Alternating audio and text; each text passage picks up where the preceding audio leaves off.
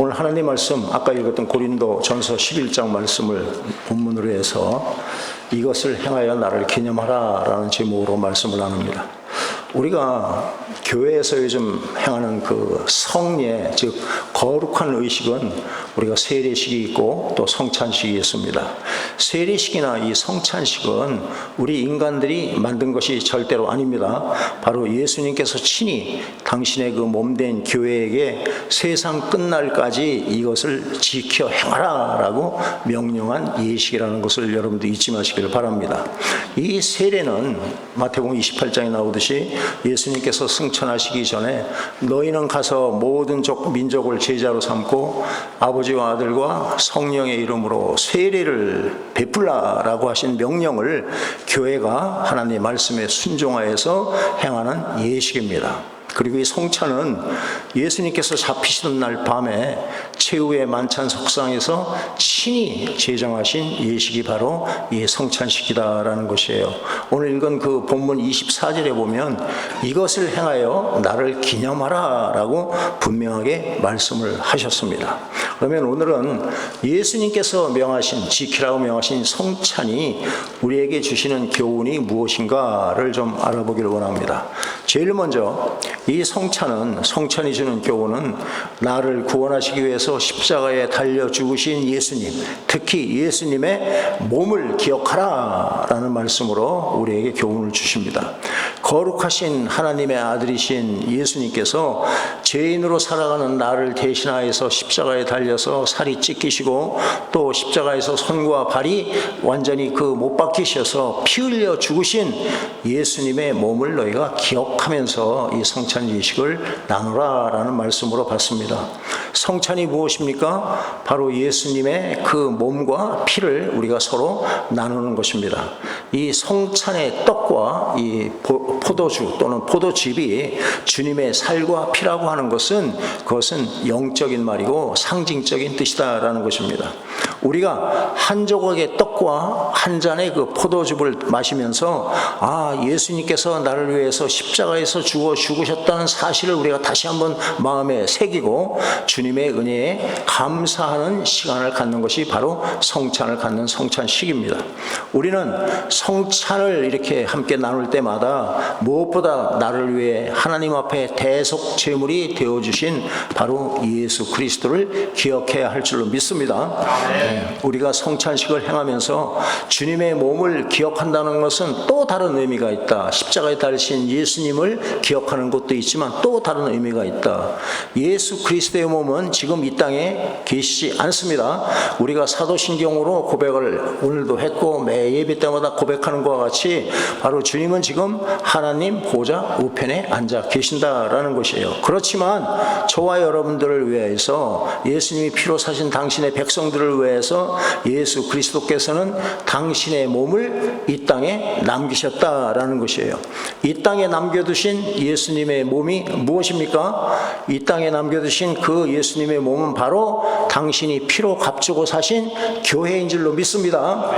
이 교회는 하나님의 피로 값주고 사셨다라고 말씀을 하고 계시는 거예요. 에베소서 한번 보십니다. 에베소서 1장 22절 23절 말씀입니다.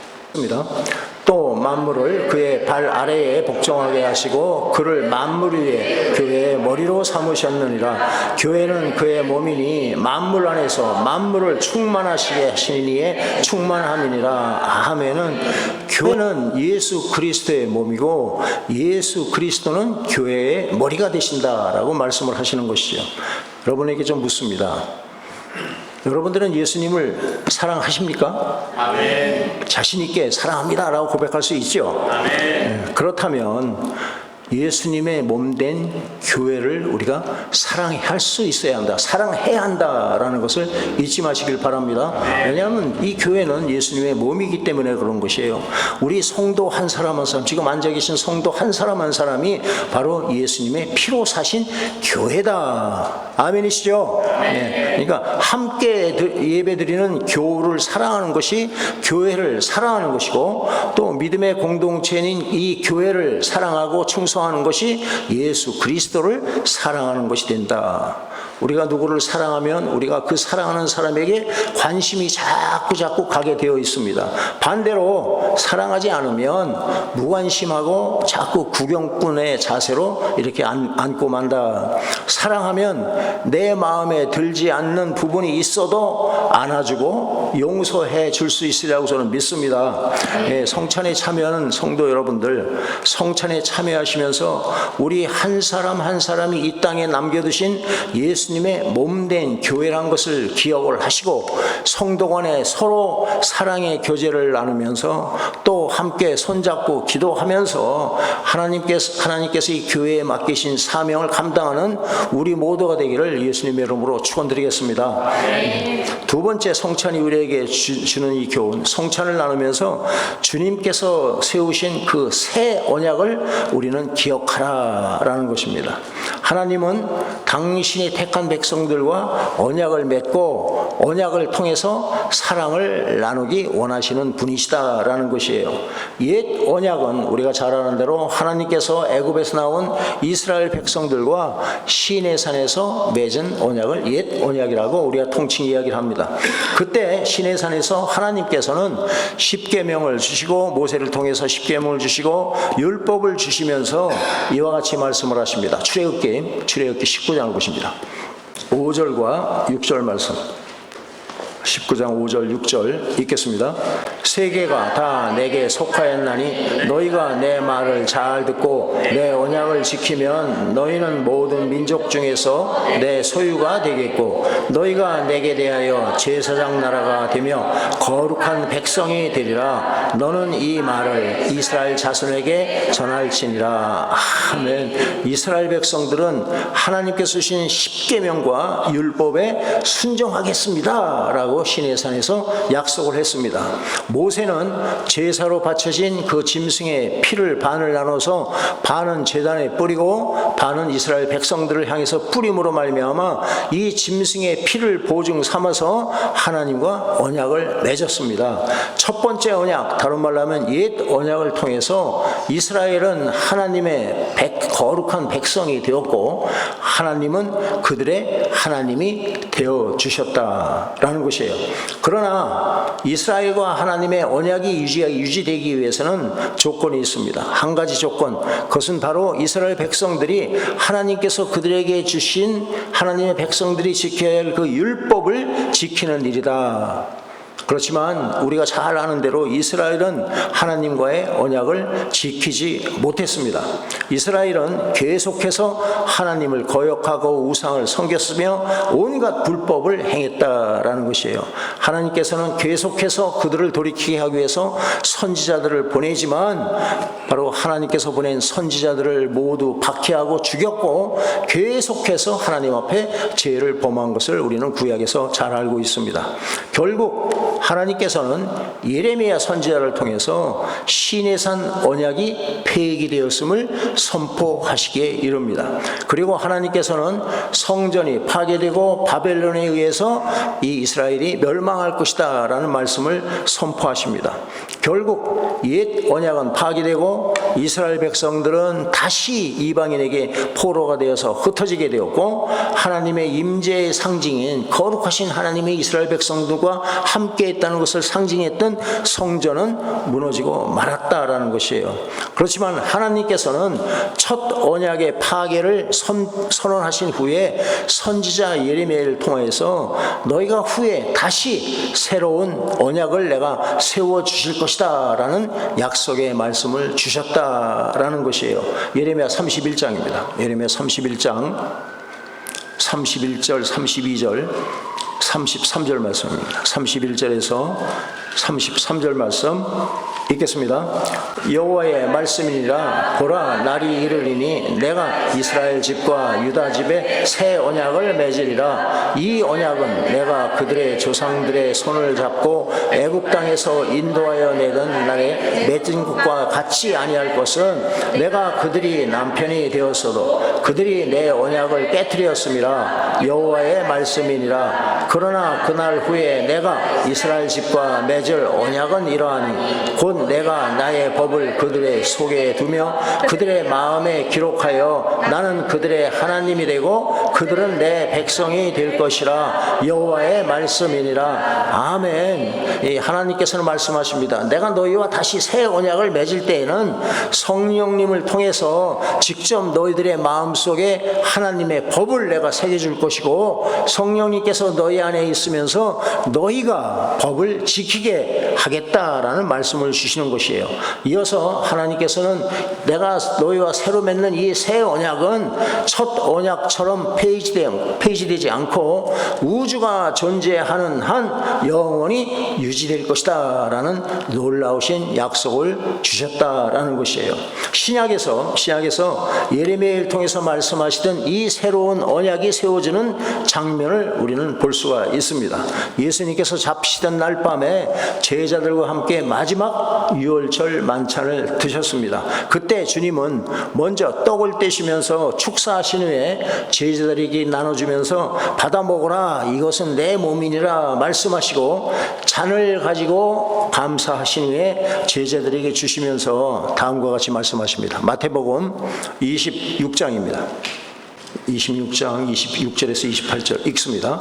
그들이 먹을 때에 예수께서 떡을 가지사 축복하시고 떼어 제자들에게 주시며 이르시되 받아서 먹으라 이것은 내 몸이니라 하시고 또 잔을 가지사 감사 기도하시고 그들에게 주시며 이르시되 너희가 다 이것을 마시라 이것은 제사함을 얻게 하려고 많은 사람을 위하여 흘리는 바 나의 피 곧 언약의 피니라.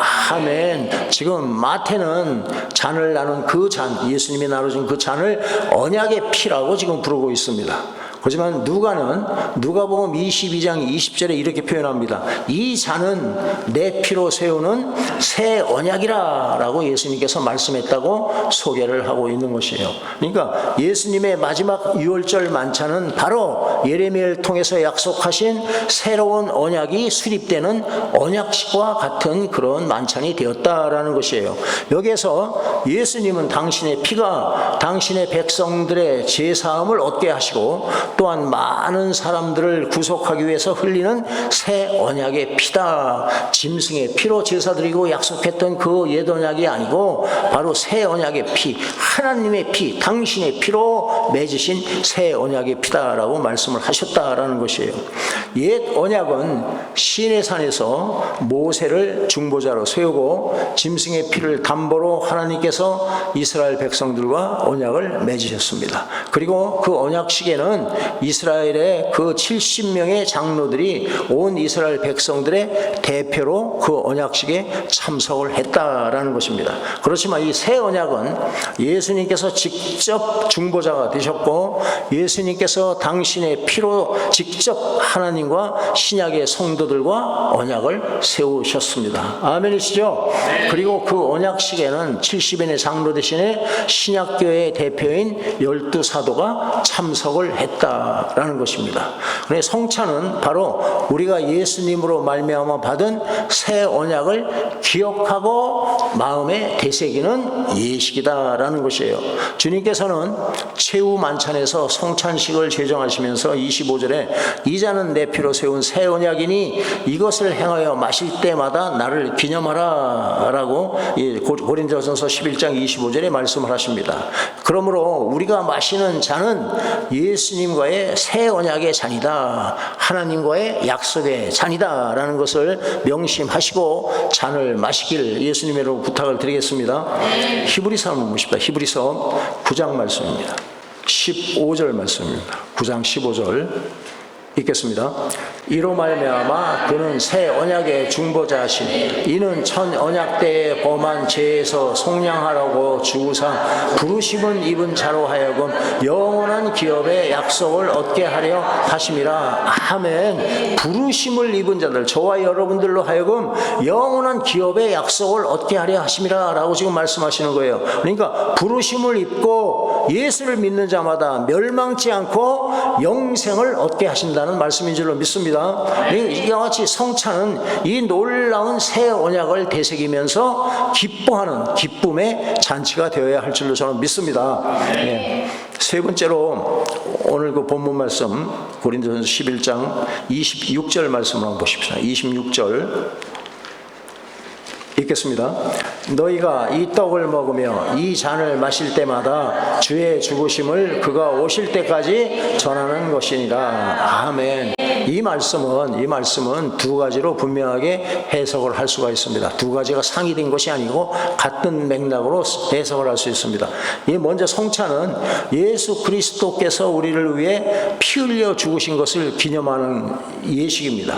우리는 이러한 주의 죽으심을 주님이 재림하셔서 이 땅에 오실 때까지 계속해서 이 성찬식을 기념하므로 성만찬에 우리가 참여하는 성도들이 참여하고 떡을 먹고 잔을 마시는 이 행위 자체가 예수 그리스도의 놀라우신 십자가의 은혜를 온 세상에 알리고 전하는 것이 된다라는 뜻으로 우리는 해석을 할 수가 있습니다. 이해가 되시죠? 우리가 성찬식 이거 하는 자체만 봐도 이것이 예수님의 그 놀라우신 은혜를 우리는 증거하는 일이 된다. 그렇기 때문에 끝날까지 너희가 이것을 기념하라 라고 말씀합니다. 또 다른 한 가지를 오히려 더 중요하게 생각하는 뜻은 성찬은 주님의 몸을 기억하고 새 언약을 기억하는 것으로만 끝나는 것이 아니라 이제 이 성찬에 초대된 자들, 저와 여러분들에게 하나님께서 특별한 사명을 주어진 것이다 라는 것이에요. 그 사명이 무엇입니까? 주님이 약속대로 다시 오실 때까지 예수님의 죽으심과 다시 사심을 땅끝까지 전하라 라는 주님의 명령인 줄로 여러분이 받아 먹으시길 바랍니다. 우리가 잘 아는 베드로전서 2장 9절과 10절, 제가 많이 읽으니까 여러분들이 알겠지만 그래도 매번 이렇게 읽고 또 읽고 묵상하시기 바랍니다. 9절 10절 읽습니다. 그러나 너희는 택하신 족속이요 왕같은 제사장들이 거룩한 나라요 그의 소유가 된 백성이니 이는 너희를 어두운 데서 불러내어 그의 기이한 빛에 들어가게 하시니에 아름다운 덕을 선포하게 하려 하심이라. 너희가 전에는 백성이 아니더니 이제는 하나님의 백성이요 전에는 긍휼을 얻지 못하였더니 이제는 긍휼을 얻은 자이니라. 아멘. 너희 전에는 하나님과 상관이 없이 살아가던 그런 죄인이었지만 또 이제는 하나님의 긍휼을 받으면서 살아가는 하나님의 백성이 되었다. 그렇게 너희를 세워주신 이유는 바로 나를 구원하신 예수 그리스도의 그 존귀하신 이름을 온 열방에 선포케 하기 위해서 너희를 구원한 것이다. 할렐루야. 우리가 할렐루야 나 구원받았습니다 이 단계에서 끝나면 안 된다는 것입니다. 하나님의 뜻은 우리를 구원하신 그 아름다운 예수님의 이름을 우리는 선포케 하려 함이라, 열방에 선전하게 하려 함이라 라고 말씀하는 것이에요. 여러분들, 제가 자꾸 말씀드리지만 정말 안타까운 말씀으로 드립니다. 여러분 안에 예수님의 생명이 있다라면 예수님을 자랑하는 것은 아주 자연스러운 겁니다. 우리가 숨 쉬는 거나 똑같이 자연스러운 줄 믿습니다. 예수를 자랑하지 못한다면 이것이 문제인 것이에요. 내 안에 예수의 생명이 죄송하지만 없거나 지금 고갈돼 가고 있다, 메마르고 있다라는 그 증거가 되는 것이다 라는 것이에요. 여러분들 어린 나이들 보십시오. 우리 유리나 또 찬이나 또 집에 있는 정우나 이 애들 보십시오. 그 에너지를 감당치 못하지 않습니까? 어떻게 합니까? 쉬지 않고 움직입니다. 쉬지 않고. 여러분 모두가 어린 나이와 같이 예수님의 생명이 내 안에 충만하다면 안전하 서나 예수 그리스도를 자랑하는 복된 삶을 사는 주님의 증인의 삶을 살리라. 아멘이십니다. 그러니까 힘써 여러분들 모두가, 저와 여러분들 모두가 예수 그리스도의 증인되는 삶을 꼭 살아내시기를 정말 진심으로 부탁을 드리겠습니다. 그것이 성찬이 주는 세 번째 교훈이고, 네 번째는 성찬이 우리에게 주시는 교훈은 성도들끼리 서로 사랑하며 살아라, 함께 지어져 가라라고 말씀을 하시는 거예요. 우리가 성찬을 대할 때마다 재확인해야 할 것이 또 있습니다. 그것은 곧 우리가 몸을 담고 있는 교회가 무엇인가라는 것을 한번 생각을 할 수 있어야 됩니다. 고린도전서 10장입니다. 10장 16절 17절 읽습니다. 우리가 축복하는 바 축복의 잔은 그리스도의 피에 참여함이 아니며 우리가 떼는 떡은 그리스도의 몸에 참여함이 아니냐. 떡이 하나요 많은 우리가 한 몸이니 이는 우리가 다 한 떡에 참여함이라. 아멘.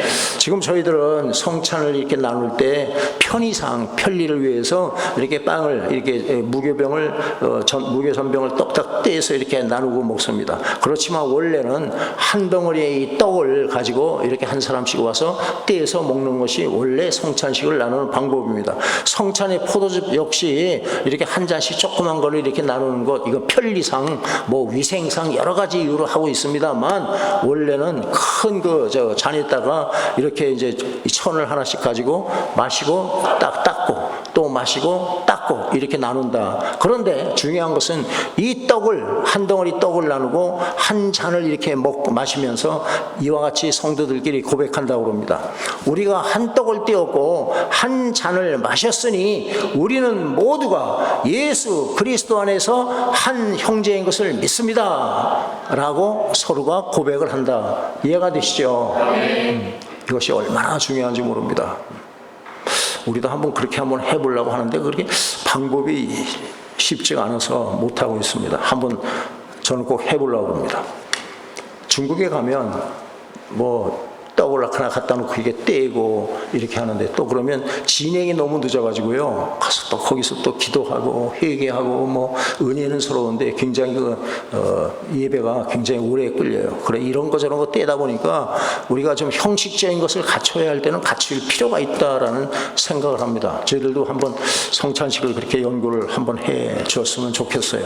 함께 예배드리는 사람이 우리 성도들이 얼굴이 다르고 또 얼굴이 다른 것과 같이 성품들 다르고 살아가는 환경이 다 다릅니다. 그렇지만 우리가 함께 주님의 떡을 먹고 함께 주님의 잔을 마셨기 때문에 우리는 모두 예수 안에서 한 몸이 되었다는 것을 깨달을 수 있기를 예수의 이름으로 축원드리겠습니다. 고린도전서 12장입니다. 12장 12절 13절 읽겠습니다. 몸은 하나인데 많은 지체가 있고 몸의 지체가 많으나 한 몸인과 같이 그리스도도 그러하니라. 우리가 유대인이나 헬라인이나 종이나 자유인이나 다 한 성령으로 세례를 받아 한 몸이 되었고 또 다 한 성령을 마시게 되었느니라. 아멘. 성도는 예수를 믿고 예수 그리스도의 그 자녀가 된 성도는 모두가 한 성령 안에서 하나라는 말씀을 하고 계십니다. 아멘이시죠? 우리는 하나입니다. 하나. 고린도전서 12장 25절, 26절, 27절 읽습니다. 몸 가운데서 분쟁이 없고 오직 여러 지체가 서로 같이 돌보게 하셨느니라. 만일 한 지체가 고통을 받으면 모든 지체가 함께 고통을 받고 한 지체가 영광을 받으면 모든 지체가 함께 즐거워하느니라. 너희는 그리스도의 몸이요 지체의 각 부분이라. 아멘. 우리는 모두가 그리스도의 몸을 이루고 또 지체의 한 부분이다 라고 말씀하십니다. 평상시에는 정말 별로 이렇게 중요하게 여기지 않던 그 신체의 한 부분이 이상이 생기고 아프면 온몸이 아픕니다. 그리고 활동이 이렇게 통제를 받는다라는 거 여러분들 수시로 경험하리라고 저는 생각합니다. 이와 같이 우리는 한 몸을 이루는 지체이기 때문에 다른 지체의 고통은 나의 고통인 줄로 여러분들이 깨달으시고 또한 다른 지체가 영광을 얻으면 그것을 시기하고 질투할 것이 아니라 그것이 오히려 나의 영광이 된다라고 기뻐해야 할 줄로 믿습니다. 그래서 우리 믿음의 형제 자매는요 서로 사랑을 나눠야 할 대상이지 시기하고 질투할 대상이 아니다. 아멘이시죠? 저희 교회는 진심으로 감사합니다. 시기하고 질투하는 것이 없습니다. 그거 얼마나 감사한지 정말 모르겠습니다. 하나님의 놀라운 축복이라고 저는 믿습니다.